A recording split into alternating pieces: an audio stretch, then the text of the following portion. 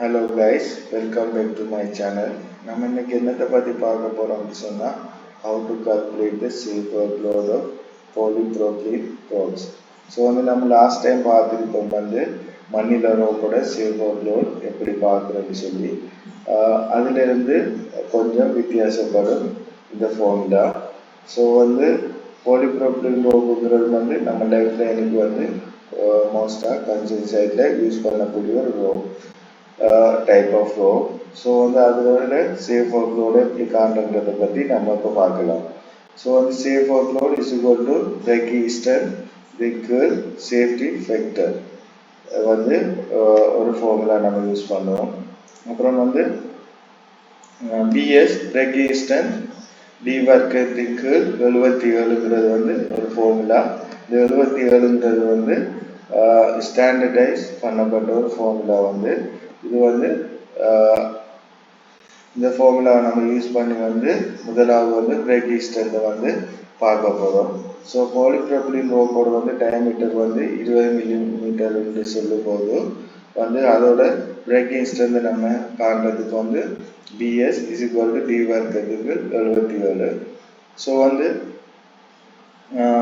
நம்ம முதலாவது பிரேக் ஈஸ்டர்ல காணலாம். பிரேக் ஈஸ்டர்ல காண்றதுக்கு டி வர்க்கம் 20 into 20 தர 20 20க்கு 77. 20 into 20 400 400க்கு 77.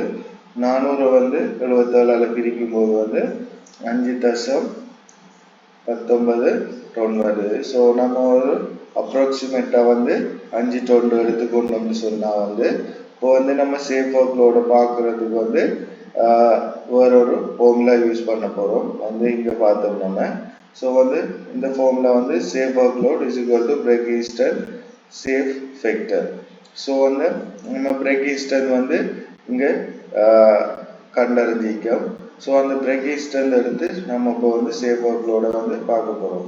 ஸோ பிரேக் ஈஸ்டர் 5 டன்க்கு 6ங்கிறது சேஃப்டி ஃபேக்டர்.